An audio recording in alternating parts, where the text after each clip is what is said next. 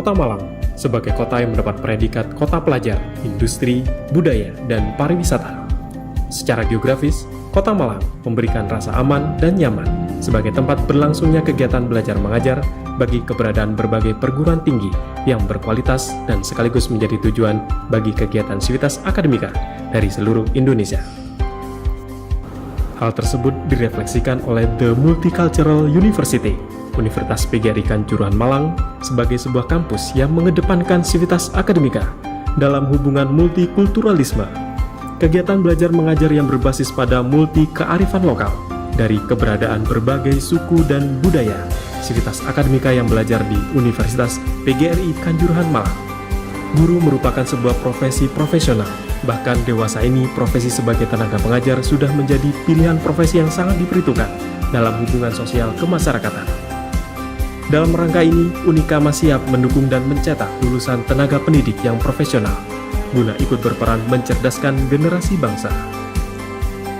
Memberikan kurikulum berdasarkan KKMI yang telah disesuaikan dengan dunia kerja dan pangsa pasar yang ditunjang dengan kemampuan IT.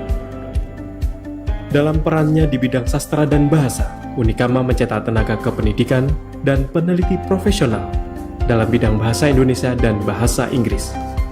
Unikama telah menetapkan visi dan misi serta tujuan dan kompetensi yang disesuaikan dengan kebutuhan stakeholders. Unikama telah mengantisipasi kebutuhan pasar dan tenaga kerja yang handal dan kompeten, juga melaksanakan kependidikan secara teoretik dan praktek. Unikama memberikan kegiatan belajar yang aktif dan efisien agar mahasiswa menguasai aspek bidang hukum secara profesional, hingga mampu memberikan layanan dan menyelesaikan permasalahan hukum kepada masyarakat di lingkungannya.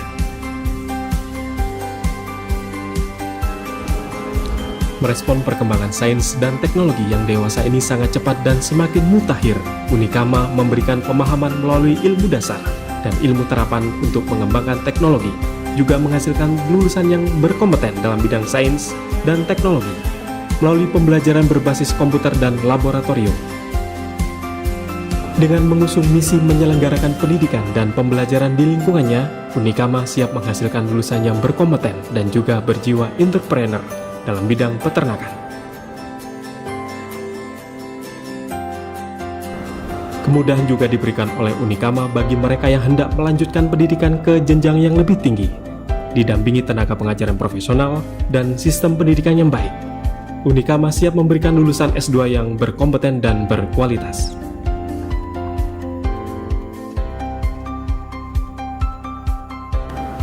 Dalam perannya mencerdaskan bangsa, Unikama juga menyertai kegiatan belajar dengan suasana kampus yang aman dan nyaman. Berbagai fasilitas dan sarana prasarana disiapkan untuk kegiatan belajar mahasiswa.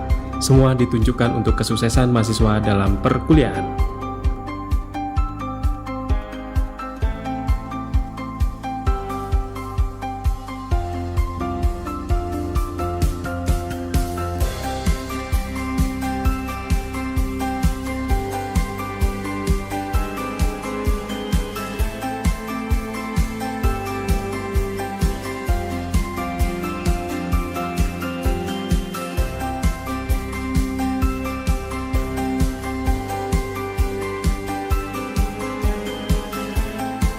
Visi Universitas Kanjuruhan Malang bahwa pada tahun 2025 akan menjadi perguruan tinggi yang unggul. Karena itu dalam rangka untuk mewujudkan visi itu, maka pengembangan kapasitas khususnya dalam bidang SDM ini sedang kami lakukan dengan memberikan kesempatan pada seluruh dosen maupun tenaga pendidikan untuk mengembangkan kapasitas. Universitas PGRI Kanjuruhan Malang sebagai universitas multikultural adalah kampus yang memberikan ruang lingkup bagi keberagaman perbedaan, sebuah kegiatan akademika dalam mencerdaskan masyarakat bagi kehidupan bangsa. Universitas PGRI Kanjuruhan Malang, The Multicultural University, terdepan di tahun 2025.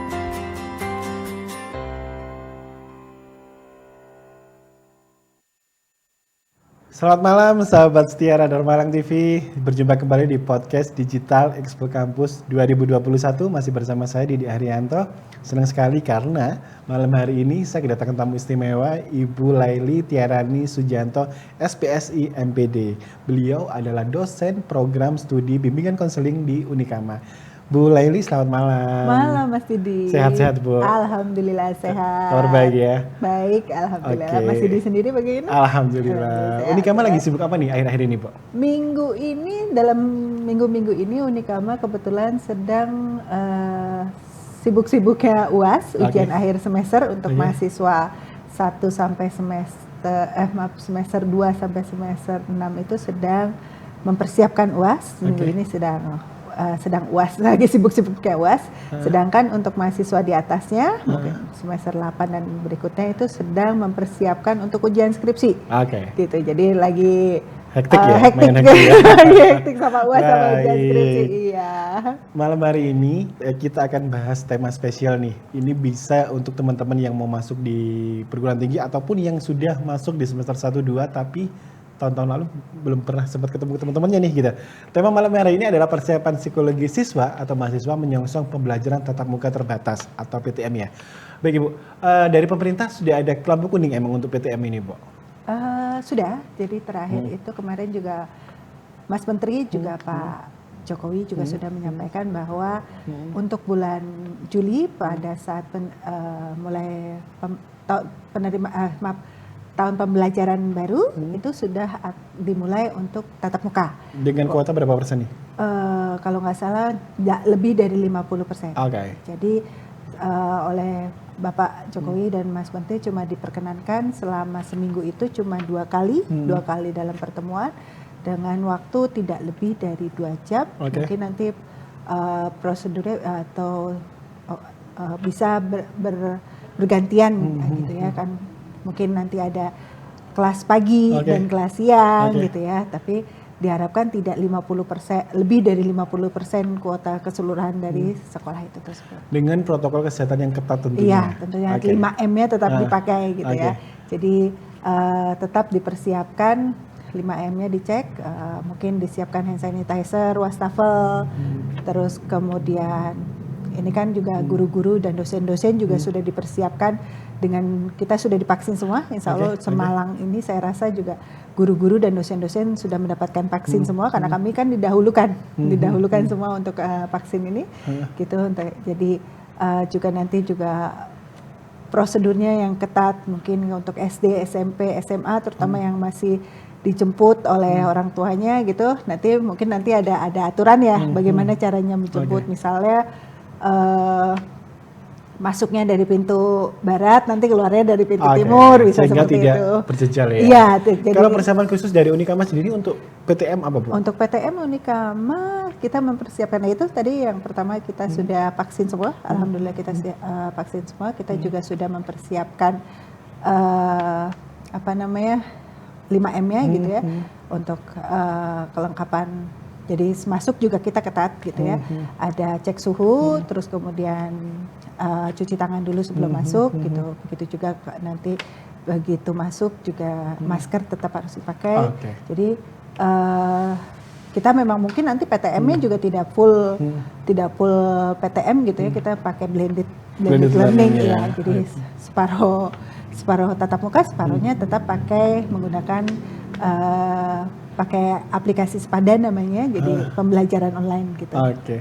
Nah, untuk mahasiswa baru yang tahun ini akan masuk di Unikama nih, berarti mereka juga sudah harus siap-siap PTM. Iya, gitu. Apa aja yang harus disiapkan berarti oleh calon mahasiswa baru nih? Mahasiswa baru mungkin yang harus dipersiapkan, terutama mahasiswa yang kalau namanya mahasiswa kan beribu-ribu orang gitu, dan itu dari berbagai macam daerah gitu ya Mas. Mungkin ya tadinya ada yang zona merah, ada yang zona hijau, mungkin ada yang mungkin zona kuning gitu ya. Nah, kita mungkin tidak bisa memaksakan semua untuk masuk gitu. Jadi mungkin nanti kita bisa melakukan screening dulu gitu.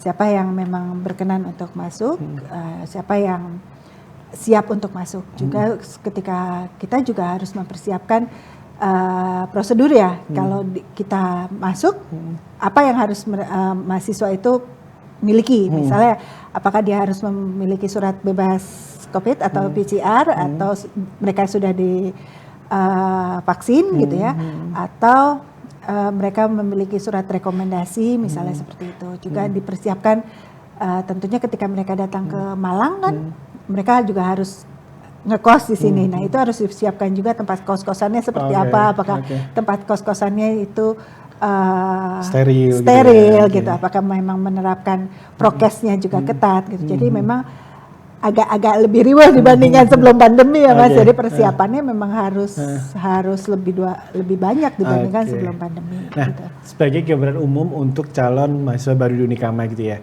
bangku perkuliahan itu kayak apa sih pembelajarannya Bu? Sama nggak sih kayak kita kuliah di kayak kita sekolah di SMA gitu? Atau ada bedanya kayak apa? Ini sebelum apa sesudah pandemi nih Mas? Let's say sebelum pandemi. Sebelum pandemi, kalau sebelum pandemi ya seperti perkuliahan biasa gitu ya, kita tatap muka di kelas, ruang kelas kayak gitu. Kita juga mungkin nanti bisa ke lab kalau memang ada praktikum, ada labnya, bisa lab bimbingan dan konseling, misalnya atau lab komputer gitu ya. Jadi sama seperti pembelajaran konvensional biasa sebelum.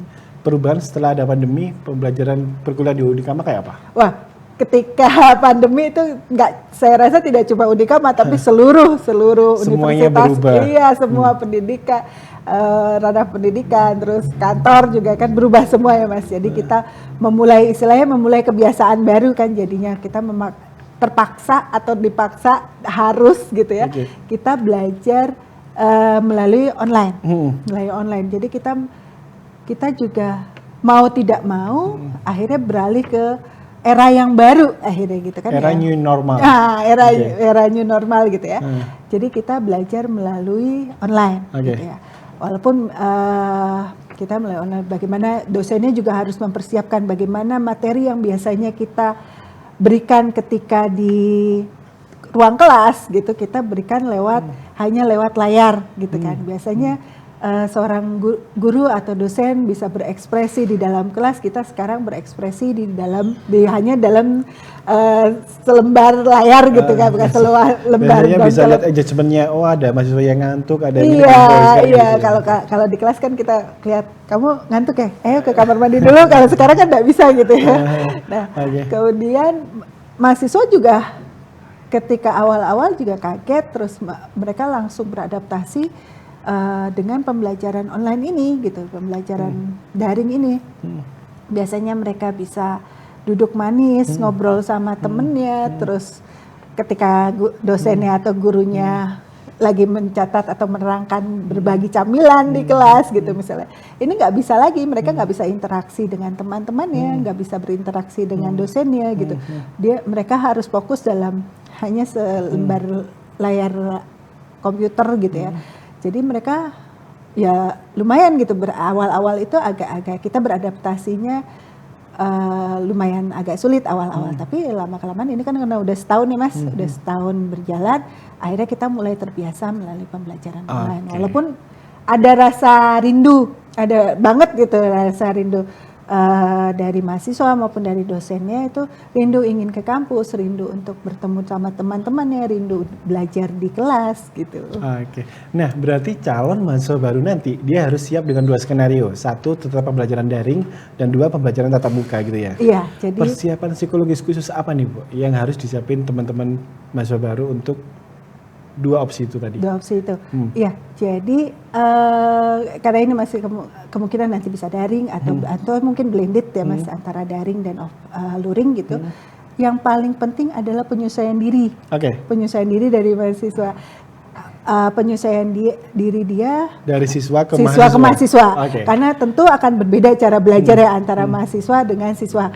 Kalau siswa ketika SMA kan masih lebih banyak dituntun oleh guru. Jadi misalnya ada buku-buku yang harus mereka miliki, jelas tugasnya seperti apa, terus mereka juga masih dituntun oleh guru gitu. Tapi kalau untuk mahasiswa kan cara belajarnya berbeda. Akan lebih banyak mahasiswa lebih mandiri. Judulnya juga mahasiswa gitu kan, lebih mahal dibandingkan siswa biasa gitu. Jadi mereka harus bisa belajar belajar mandiri, belajar untuk bagaimana mengakses ilmu tidak hanya melalui buku, mungkin bisa kalau bukan hanya sekedar bisa menggoogle, tapi juga bisa mengakses buku-buku online atau artikel-artikel ilmiah. Karena kan yang dituntut dari mahasiswa sekarang itu jauh lebih bagaimana dia bisa kritis, mengkritisi, bukan hanya oke, kita belajar di textbook misalnya, tetapi juga dari textbook itu kita nggak boleh percaya 100% benar nggak sih ini yang dikatakan di sini ini apakah memang seperti ini kenyataannya atau beda gitu. Contohnya kayak misalnya bumi itu datar, bumi itu bulat. Benar nggak sih bumi itu bulat? Kalau kita belajar selama ini kan geografi misalnya bumi itu bulat, tapi kan sekarang akhir-akhir ini ada teori baru nih katanya bumi itu datar. Nah kita kalau sebagai mahasiswa ya harus belajar itu, menelaah. Bener nggak sih bumi itu bulat? Jangan-jangan bener nih kalau teori baru itu kalau bumi itu adalah datar gitu. Nah, apalagi dengan penerapan konsep kampus Merdeka Belajar, artinya persiapan teman-teman mahasiswa baru ini lebih ekstra ya? Iya betul. MBKM itu juga berlaku untuk maba? MBKM itu kita mulai di semester 3 Mas. Oke. Semester 1-2 kita baru sosialisasi. Jadi semester 1-2 kita full di kampus gitu ya. Kita sambil sosialisasi bahwa kita ini ada program, biasanya ketika ospek itu atau di kami disebutnya P3T, di Unikama disebutnya P3T, itu kita mensosialisasikan karena nanti kan ada selain perguruan tinggi terus fakultas ada juga materi mengenai keprodian istilahnya. Nah nanti di keprodian itu kami memberikan sosialisasi.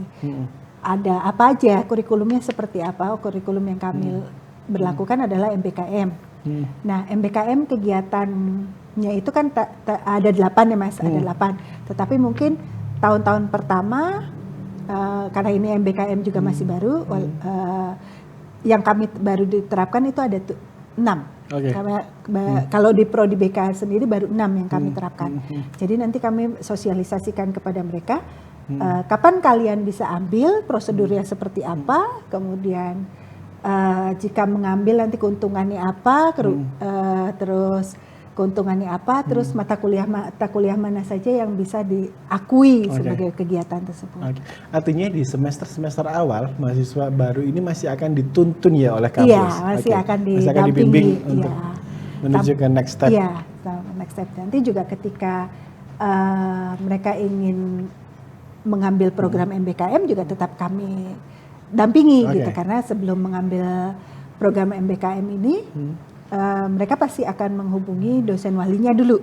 Jadi konsultasi dulu dosen wali, sebenarnya saya ingin apa? Saya ingin misalnya pertukaran pelajar gitu kan.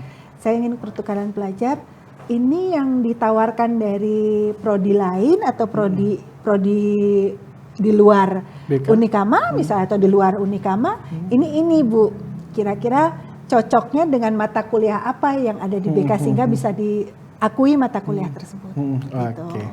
Untuk semester ini berarti Unikama misalnya, oke, kita PTM siap ya Bu.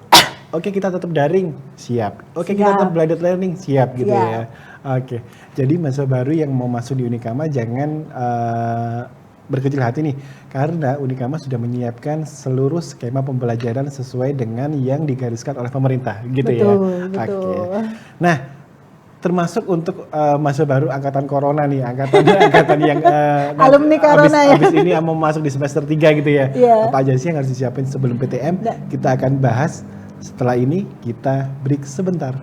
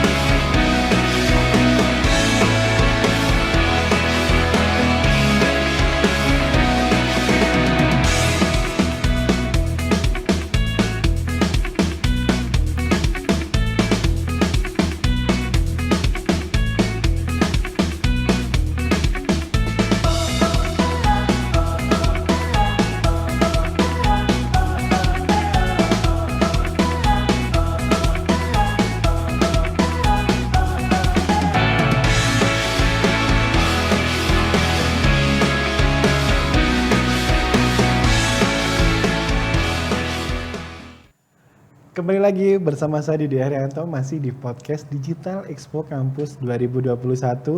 Tetap stay tune di Dharma TV karena saya masih bersama dengan tamu istimewa saya, dosen program studi bimbingan konseling Universitas PGRI Kanjuruhan Malang, Ibu Laili Tiarani Sujanto SPSI MPD gitu ya.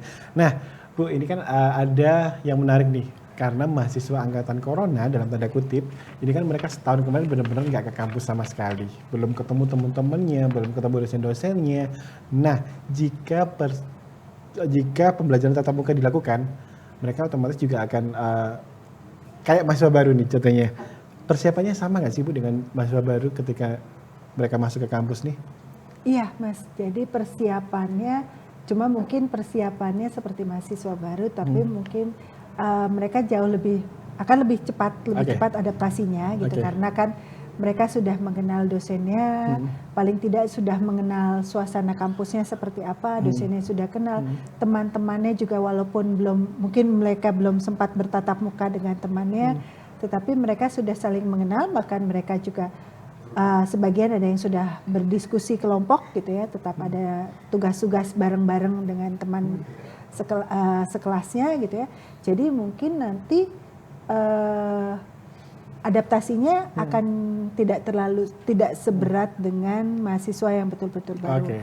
Cuma ya lumayan setahun mereka tidak datang ke kampus gitu, mungkin akan tetap ada adaptasinya. Gitu. Pembelajaran tatap muka PTM ini berarti tidak harus di kelas ya. Misalnya PTM di taman atau PTM di kantin gitu ya, nggak apa-apa ya? Selama sirkulasi udaranya bagus gitu ya, terus kemudian tidak menimbulkan kerumunan yang banyak sekali gitu. Saya rasa pendapat saya pribadi kali ini ya, itu diperkenankan gitu. Misalnya di kampus kami gitu kan ada bungalau gitu, terus ada tempat-tempat tertentu yang bisa dipakai untuk belajar mahasiswa. Nah, itu kan di ruangan terbuka ya Mas, tidak di dalam lebih safe ya. Bisa lebih safe, cuma lebih mungkin bisa berjarak. Iya, bisa lebih berjarak. Juga sirkulasi udaranya bagus gitu. Cuma mungkin yang dihindari adalah kerumunannya. Nanti karena itu juga akan jadinya nggak aman juga gitu kalau kerumunannya terlalu terlalu penuh, terlalu crowded gitu ya. Baik, Ibu, misal nih PTM resmi didok oleh pemerintah, kampus boleh PTM nih dengan pembatasan tentunya. Tapi misalnya ada orang tua mahasiswa, saya nggak berkenan nih untuk anak saya ikut PTM, biarin anak saya tetap belajar daring dari rumah. Itu kayak apa prosedurnya? Tapi nggak apa-apa ya? Bisa seperti itu Mas. Jadi kita biasanya akan survei dulu, survei kesiapan mahasiswa, apakah mereka siap untuk kuliah secara luring atau secara PTM itu secara tatap muka, atau mereka masih ragu-ragu gitu. Jadi kita mengecek kesiapan dulu gitu. Jadi kita memberlakukan beberapa skenario, kita menyiapkan beberapa skenario. Yang pertama, kita kembali misalnya full daring. Yang kedua mungkin blended learning. Jadi kalau untuk full PTM sepertinya masih belum bisa gitu ya Mas. Kalau full PTM seperti sebelum pandemi, sepertinya kita masih belum diperkenankan seperti itu. Jadi kemungkinannya kalau full daring kita blended. Jadi tetap kita luring, tetap secara PTM di kampus, belajar di kampus gitu ya. Tapi juga tetap kita menggunakan fasilitas pembelajaran online, gitu. Misalnya gini, bagaimana kalau kan nggak boleh menimbulkan kerumunan juga, tidak boleh lebih dari 50% juga. Kita, nah itu dosennya harus kreatif berarti ya Mas, berarti kita harus kreatif dan inovatif gitu ya. Kita mempersiapkan bagaimana materi kita ketika pembelajaran offline atau pembelajaran luring di kampus, juga materi kita tetap sampai bagi mahasiswa yang daring gitu. Jadi apakah nanti bisa misalnya ketika kita di kelas, karena tidak boleh 50%, misalnya kalau dari 30 yang 15 orang dengan perkuliahan di kelas, dengan berjarak tentunya, yang 15 orang secara daring di rumahnya masing-masing. Nah itu kita yang harus mempersiapkan, gitu. Atau misalnya gantian karena gantian nanti kuliahnya yang grup A kapan, grup B kapan. Oke. Dan itu semua apapun skemanya yang nanti akan diberlakukan Unikama siap ya Bu? Siap, insya Allah kita siap. Oke, Gitu. luar biasa sekali. Ibu kemudian terakhir nih untuk calon-calon mahasiswa baru maupun mahasiswa yang kemarin ikut pembelajaran full daring. Persiapan paling khusus yang harus dilakukan sebelum PTM apa Bu? Persiapan paling khusus adalah yang paling penting adalah memperketat prokesnya lagi gitu ya, karena kadang-kadang kita lupa ketika sudah keenakan di rumah kita lupa bagaimana prokesnya gitu ya Mas. Kita yang harus siapkan adalah mungkin kita harus siap memberlakukan prokesnya dengan ketat, karena apalagi mahasiswa, kalau untuk anak SD, SMP, SMA datang ke sekolah diantar orang tuanya, pulang sekolah dijemput sama orang tuanya langsung ke rumah. Berbeda dengan mahasiswa. Mahasiswa datang mereka sendiri gitu ya, datang ke kampus, pulang belum tentu langsung pulang ke kos-kosan, tapi nongkrong dulu misalnya. Bisa jadi ketika misalnya kampus sudah ketat banget, di luarnya yang iya justru longgar betul. gitu ya. Nah, itu yang perlu disadarkan kembali kepada mereka gitu ya. Mungkin kita juga harus mensosialisasikan kembali bahwa prokesnya yang harus kita perketat lagi, walaupun kan karena ya itu tadi Mas, kalau di kampus sudah safe, mungkin mereka dapat di luar belum tentu safe. Gitu. Berarti disiplin diri ya? Iya betul, disiplin diri yang paling penting itu. Baik, Ibu terakhir pesan-pesan untuk calon mahasiswa baru yang akan kuliah di Unikama ataupun mahasiswa yang akan masuk di semester 3 pembelajaran tatap muka, silakan. Oke. Bagi calon mahasiswa baru juga untuk mahasiswa yang semester 3 saat ini,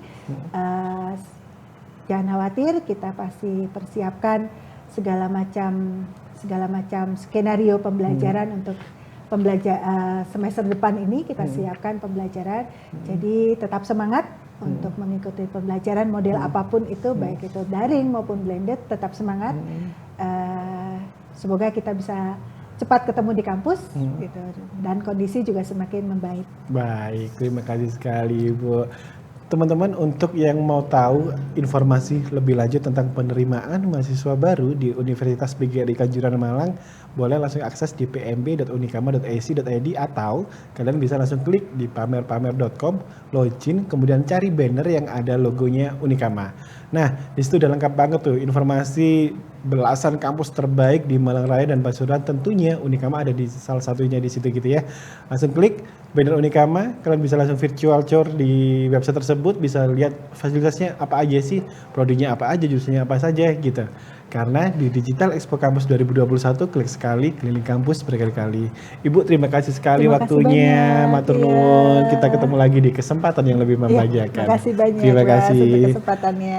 Pemirsa dari Malang TV, demikian podcast Digital Expo Campus 2021 bersama Universitas PGRI Kanjuruhan Malang. Kita akan bertemu di podcast-podcast selanjutnya. Digital Expo Campus 2021, klik sekali, keliling kampus berkali-kali. Selamat malam.